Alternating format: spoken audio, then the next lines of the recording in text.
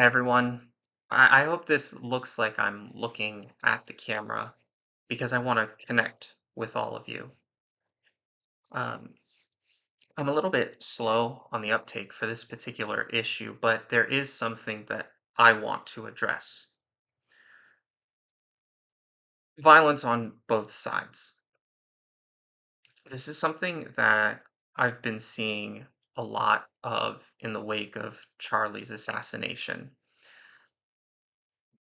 And I have a lot of thoughts swirling around that I've been grappling with. So I have my little cheat sheet in case I get lost in the weeds. But the short answer is yes, there is violence on both sides. However, there's an obvious and distinct divide in the perception of this violence. And that's the part that's not only unbalanced, but dangerous.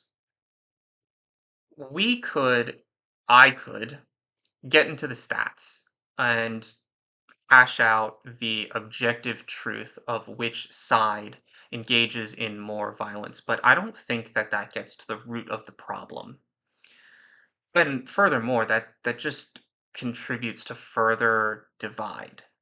So I feel like that's unproductive.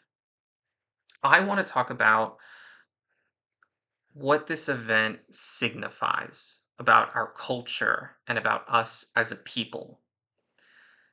There seems to be a central contention, and that is the question, well, what was different about this event? What about all the other deaths? Now, I want to be perfectly clear about what my position is. The intentional taking of a life is tragic and morally reprehensible.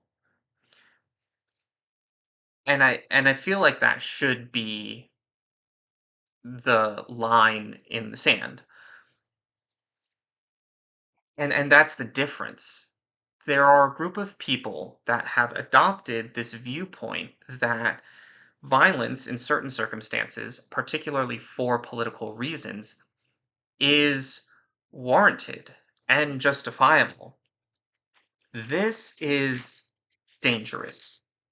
It's a dangerous viewpoint, and it's something that we should all be concerned about. It creates an environment that lacks regard for human life. And that did used to be the line in the sand that murder is wrong. But our society has just gone off the rails. We dehumanize and desensitize everyone in favor of political animosity and partisan tribalism. But the silver lining is that it isn't everyone. I am seeing people from both sides condemn this viewpoint. The majority, in fact, condemn this viewpoint. Sadly, though, there is a not so small group of people in the millions that do hold this viewpoint. And yes, it is on both sides. And that, I think, is the heart of the issue. I'm going to borrow from another creator that I follow, Shoe on Head. And she does this much more eloquently, where she describes why Charlie's death feels different. And I'm going to try and relay that here. Charlie's death feels different for people across the board because Charlie was just a guy. He was a fellow citizen. He wasn't a politician. He wasn't a billionaire CEO. He was just a guy with a microphone talking to other citizens. This feels different because with politicians and the elite, there's a perceived degree of separation. And I'll reiterate, cold blooded murder is never okay. But with Charlie, there he was us. He was the people. Uh, Charlie could be me, he could be you, and that's the difference. And this is, of course, my paraphrasing of Shu's point. I encourage you to go and watch her full take. She does a much more eloquent version of this. But the point is that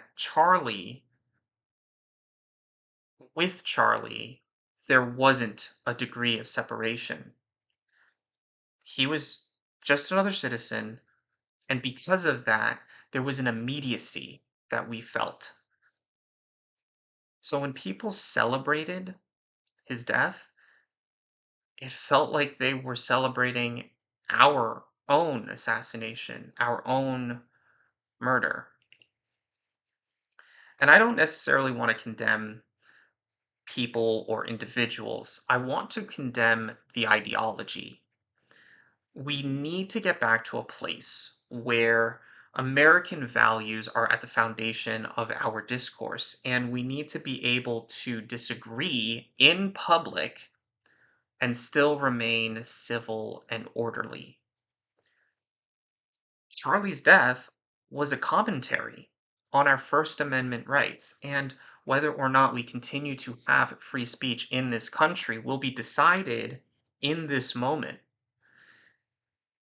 It'll be determined by whether or not we collectively, as a majority, condemn this ideology or let it continue to infect our core values.